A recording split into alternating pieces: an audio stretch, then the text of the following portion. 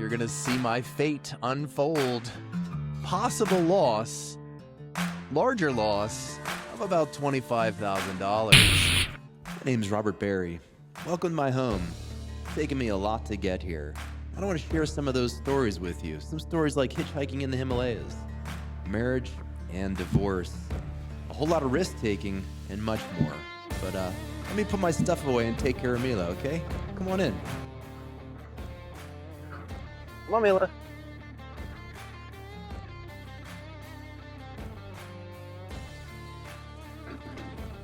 Come on. The countdown continues. You see it on the screen. That's how much time I have left until I find out whether I will lose approximately $25,000 to a crypto scam. I'm back again, you guys. Earlier video, July 4th, I told you about losing $5,000. Poof, it is gone. And I'm still in a bit of a quandary as this countdown is leading me to my next possible loss, larger loss of about $25,000. And that value is kind of fluctuating, and I'll get into that at some point. But here it is. Over the next 3 weeks, I want to talk to you guys a little bit about crypto as we watch this countdown, and you're gonna see my fate unfold. And yeah, I'm smiling again today because I just have to laugh at myself. Uh, it's not a little amount of money, you guys. It's a chunk of change. It's gonna end up, if I do lose it, it's $30,000 in the month of July. And you win some, you lose some. There it is. So I'm going to talk to you about a few more things related to crypto and some other things bubbling around in my mind as I wait to see my fate. And this timeline, this fight countdown was put together by a friend of mine, and I wanted to point out why these videos, you're watching this video, I almost want to say post-mortem. I don't mean post-mortem, maybe ex post facto. That's what I'm trying to say, ex post facto, after the fact, because here it is. This particular scam I got caught up into, or this issue, I should rather say, if I was to talk about this publicly in real time, it could make it harder for me to possibly get back these crypto tokens. So I'm recording this in real time. It is, what is it today? It's, I don't have my glasses here. It is July 9, and you won't be seeing this until August. July 9 here. Yeah, if I was to talk about this publicly, effectively, this hacker may change tactics. And so, okay, have I told anybody? Yeah, a few people. So I have a few trusted friends that know about this, and they all are kind of in the crypto blockchain space, and I trust these guys, and for sure. One in particular I mentioned in the last video, Sensei. He's possibly working on a solution for me, but he's the one that gave this countdown. It's not specifically, here's something about the way this contract works. So let me dig into this a little bit further, right? So what's going on with these tokens, or this, you might just say, this sort of amount of money. Okay, so I have these tokens locked up, you might say, out in cyberspace out there. They're locked up in a contract, a smart contract, and if I ever wanted to get these back, I would have to initiate an unlock or unbonding of these tokens. And on July 4th, this hacker, who has the same access now that I do to everything associated with this electronic wallet, they initiated the unbonding process on July 4th. And so the unbonding for this particular contract takes about 28 days. Now, it's actually a specific number of blocks on the Ethereum blockchain. After those number of blocks have been produced, The tokens will be released, and that's what it all comes down to. Bot v bot. We'll see what happens. So 28 days is an estimate. Yesterday I was talking a little bit about the Ethereum blockchain. I looked this up again, and a new block on the Ethereum chain is produced about every 30 seconds. I think I said 3 seconds. It's about every 30 seconds. And again, the Bitcoin network is about every 10 minutes. And there's some fluctuation of that. So this friend Sensei, he calmed me down honestly a bit and said, we have some time at least to think about this. And he's traveling a bit. And he talked about, possibly trying to write a script that's going to beat the hacker. And I definitely appreciate that enormously. And he is way smarter than me when it comes to this stuff. So if he was the only one I could count on, I'd be happy, to go ahead and use his services. But I do know he hasn't been working in this space solely recently. So I did reach out to another group after a bunch of thinking, and I'm going to pull that up on the screen. This group called Flashbots, and they have like a white hat service where effectively what I'll have to do is I'd have to give them control too of this electronic wallet, the same as the hackers. And if they wanted to, they could just go ahead and take the funds, right? They could. And so there's a big trust assumption built in here.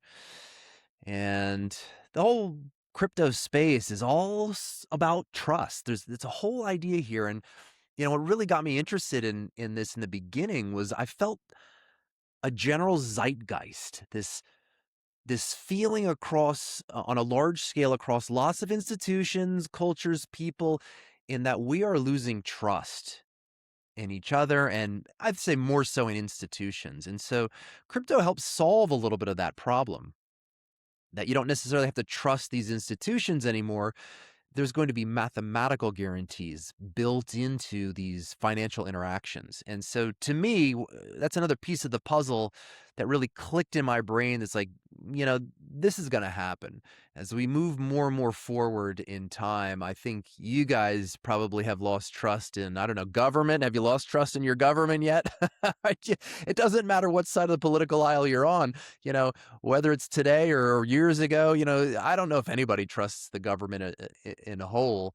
It's probably a healthy attitude to have. And those of you that have traveled like I have, you've interacted with other governments. It's even maybe more blatant at times, the lack of trust you can have in a government. So anyway, I'm going off on some tangents here. So I'm really considering using Flashbots, and I contacted them through a Discord, which got me in trouble in the first place. Interactions on a Discord. Yeah. So they have a particular way of doing this, and what happens is they're going to take a fee from this, right? They are only interested in recovering funds or tokens if it's of a certain minimum amount, and I think that's $1,000. Yeah, it's listed here on the website, $1,000. It makes sense, right? They're putting in some effort, so I believe it's something like 10%, and I'd also have to give them some additional, effectively what are called gas tokens, Ethereum tokens, which to actually rescue the tokens, you have to, how do I want to say this through analogy? You have to get this, maybe I'll just call it the Ethereum computer to do a computation. And for it to do a computation, it requires gas, is what people call it. It's like a fee. And that fee is paid in the Ethereum token. That's why ETH is something people buy and use. It sort of is the gas to run this computer, if you will. So I'll have to populate, or possibly, I'm not exactly sure. I probably don't want to send gas right to this comprised wallet because, the hacker is going to see that and either take it or wonder what's up. So, yeah, they get a 10% or something fee, and that's, beautiful. You guys, if you can help me, that's perfectly understandable. I'd be so happy about that. So it's very likely I will use those guys, and I just feel like there might be a better option because they do this regularly. I interacted with one of these white hats, and he says he has some 300 rescues under his belt already. And I've read that this particular kind of issue where I have tokens stuck in a contract, that they have dealt with this before, and I just hope the hacker's not so good. That's the issue. I hope it's not someone like North Korea trying to hack my phones. I don't think so. I don't think North Korea would be coming after little old me. So that's some background, brief background on this and where it's going. Um, but I think hackers are out in full force. They're coming out of the woodwork now. Why do I say that? Well, crypto's coming back. It looks like it's on its way, and there's a big piece of legislation. I'll bring that up in a bit here. Let's bring that up now. The Clarity Act, and boy, we've been waiting for this to pass. I thought this was going to happen last Thanksgiving, and it just keeps getting kicked down the road here, and we're almost getting down to the very last bit. Is it going to happen? Because if it doesn't happen before the midterms in the U.S., it might not happen. I don't know. That's tricky, and all I can do is assign probabilities to the future. That's the physicist in me. I don't know that it's going to happen. I can assign a probability. The probability, I think, is better than 50-50 at this point that it will happen. There's some holdouts, and there's a lot of FUD out there, fear, uncertainty, and disillusionment surrounding even this particular act. If it's going to pass or not. And there's this old tinfoil hat theory that I'm reminded of that I first heard of in the deep, dark recesses of the web. And maybe I'll talk about where that is in a later video. That when crypto eventually is about to get adopted and go full force across the world, across all institutions, again, on the back end, that those institutions have been front run by retail. What do I mean by that? Regular Joes like you and I, we had a decade or more to actually go learn about this technology and buy some of these tokens. And most of them are scams. 99.999 or so percent, they're all scams, right? But there are some pieces of this technology which actually have utility and will probably do well, and you can consider it a technology play. That's really a better way to think about this. This is a technology play if you invest in this space. So the conspiracy theories kind of goes like this. These initial years of crypto, because we're dealing with financial instruments and banks don't want to live or lose money, right? They're very risk averse. What they're going to do is let retail play in this space and work out the kinks, if you will, find the bugs, the kinks. And this really came to fruition in 2020. In that summer, people called it DeFi summer, when certain pieces of the technology really evolved to where you could start to do more than just move tokens from one wallet to another wallet. You could do much more interesting things. Boy, that was a fun time. There was all sorts of craziness going on. Money made, money lost. I went through that then. I wish I would have recorded all that. There's a lot of YouTube content there. So let retail play in this space, work out the kinks, and after all those kinks are worked out, and there's a lot, then institutions will adopt. But just prior to adoption, what they're going to try to do is squeeze retail out of this, right? They don't want to buy retail. They don't want to buy the top of the market. They don't want to have retail, again, just you and I, regular Joes, make a lot of money. They want to buy it cheap if possible. So possibly the reason this legislation's just been kicked down the road over and over again is institutions are trying to push everybody out, right? And that's happened. A lot of people have left this space because it's been a long, long bear market. What I mean by bear market is the token prices across the board and the whole market cap, like the total amount of capital and money in this space went through the roof in 2020, 21, the last bull market. And ever since, it's kind of just went down and hung steady now for a while. And if you do that long enough, people get bored. People do not have a long attention span. But you're talking to me. I'm a cyclist. I can grind forever, you guys. I can grind forever. So I've been just holding, and I truly believe in myself and my understanding. And it feels good at times, but it's tough, a little bit of this dark night of the soul as you hold for a long amount of time. And, life goes on. I have other things to do. So I think we're at that point. We're getting really close to where things are going to turn around here, and it really depends upon this Clarity Act. We'll see how that pans out. And since I brought up market cap, let me pull up another website here, CoinGecko.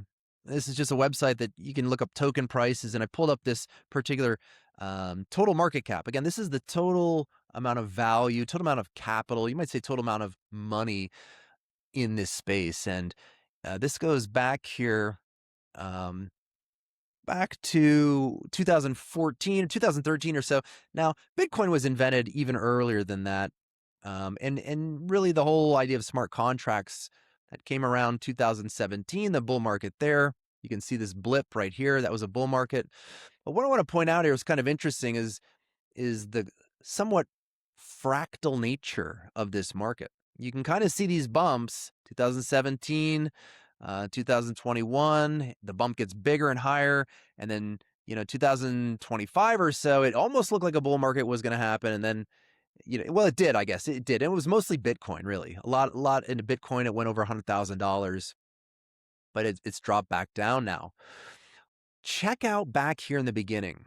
Let me get this cursor out of the way. Look at 2013, 2014. It looks flat, right? You guys, let's zoom in. Something interesting is going on here. Let's zoom in. So let me change the scale of this and go back. And now we're looking from, I don't know, early 2013 through 2014. This you couldn't even see on the charts before, but this was a full-on bull market. Look at this. It went crazy. I wasn't around in this bull market, but there it is. And people made lots of money. People lost lots of money, and there was all kinds of crazy things going on back then too. I wish I was there. If you guys were there, let me know in the comments. Tell me what it was like. These are really early days. I don't think people really knew if crypto was going anywhere at that point. Now, if we zoom back out, okay, that bull market's not even visible. And each one of these bumps gets higher and higher. And that's, we expect to have happen. And broadly speaking, with each new bull market, you expect the total market cap to go. Well, what has happened is that the total market cap has gone up by about an order of magnitude. An order of magnitude is a terminology that means basically a factor of 10. Now, it's not exactly a factor of 10. Look, the order of magnitude is a term that we use in physics all the time. And contrary to what a lot of people think, physicists are often not thinking about specific details with numbers. It's a lot of times you don't really need the specifics. You need kind of the general idea. Does something go up by a factor of 10 or not? Right? That tells you a lot about what's going on here. And so from the 2013 to 2017, some kind of factor of 10 there. What was the market cap? I'm just kind of hovering over there. It's, 11 billion. And then we go to 2018. Well, we're up in the 700 billion. So, from the tens to the hundreds of billions, that's factor of 10. It's actually a bit more than that, but broadly factor of 10. Okay. So people are expecting that to happen. And we're up here, this recent blip, we're up in the 4 trillion. So people expect now if the market runs again, we're going to get into the tens of trillions, probably low tens of trillions. It's that's a good amount of capital here. So as capital sloshes in, people want to make money. You might ride that wave. And I just want to kind of throw out a warning here. I'm not going to tell you to make any specific investments. But in a bull market, you know what runs the hardest? You know what often pumps the hardest? Scams. They usually do, you guys. So I would be careful. And from my own perspective, and again, I'm a high level thinker about this. I don't dive into the weeds so much. If I look at the tokens in the top 10, let me go back here on this website. And this shows you the various tokens. Bitcoin has the most capital associated with it, right? And then you go to Ethereum, which I talked about before. It's a gas token that runs smart contracts. Tether is a stable coin. It's effectively a digital representation of the US dollar. And actually USDC is also another one of those. They're not really investment tools per se, although it's even arguable. Cash, you could say, is an instrument you invest in. And maybe in times of deflation or something like that, you want to have some of that. So if I look at the top 10, I don't even know what that figure HELOC is. I never even heard of that, or white Bitcoin. That's news to me. Um, I see some things that really don't have much value, and boy, there's a lot of capital in there. And you could go down this list and just look. I think there's probably still a large rearrangement of where capital is at this point. A lot of this is held by retail, and I think there's just a lot of confusion about what will accrue value in the future, right? It's kind of reminds me of the early internet days. Where are you gonna invest in those early internet days? The very early internet, what people talked about is email. Like that was the first big use case, email. It's kind of like Bitcoin is sort of the first big use case of blockchain. Do you want to invest in email? Maybe at the time it might have made sense. Oh wow, I'm gonna do that, and maybe think about Yahoo and did well for a while. But how about today? Would you invest in an email company? No way, no how. It's no, the value's in things like YouTube or social media, right? So it's going to change a lot. It's still early days. I'd just be very careful. And as always, when you're in this space, a new asset class, any money you put in, you got to expect you're going to lose it, right? And that's me right now, right? The countdown continues. And I just got to laugh because I figure, you know what? Easy come, easy go. Easy come, easy go. And maybe I'll get that money back. Maybe I won't. We'll see what happens. And I feel like I'm already through the worst part of the emotions associated with the law. I'm just considering it a loss. I'm sure when it comes down to August 1st, I'm gonna have some hope, and if that hope doesn't come through, I'll feel that loss again. But I'm fine otherwise. It was a small part of my investment. So, and I mentioned before, I'll get into this maybe in the future. I've definitely lost quite a bit in the past too, more than you might imagine. So, you got to take your licks and, keep on going. And that's related to my whole channel. The struggle sessions here is, it's not just crypto, but anything and everything. I've had hits with relationships. I've had hits with losing family members and friends. Yeah, it's tough out there sometimes, you guys. But hopefully keep your heads up and find meaning in those losses, meaning in the tragedy, meaning in the twists and turns of your life that you weren't expecting. And it keeps life interesting. If everything always went your way, you'd probably get bored, honestly, right? The highs, when you reflect upon the highs, it's only has meaning when considering the lows. And, there's this psychology idea that you feel really deep lows. It kind of opens up uh, an emotional channel inside of you. And that same channel is the channel where you feel highs, those great feelings. And so as you carve out that channel, you're feeling low, it allows you an ability to even feel higher highs in the future. So that's my hope for these days in summer 2026, because I think I carved out some maybe not bigger lows, but just a different aspect, right? It's just a little bit different. I've been waiting a long time for the adoption of this technology, and it seems like it's right around the corner, you guys. So I hope you stay with me through this fight. It's going to come down to August 1st, and we're going to see who wins in the bot v bot. Where will those tokens go? Will my white hat savior come to my rescue, or is the hacker going to get me? Stay tuned, you guys. We'll find out. I'll see you next time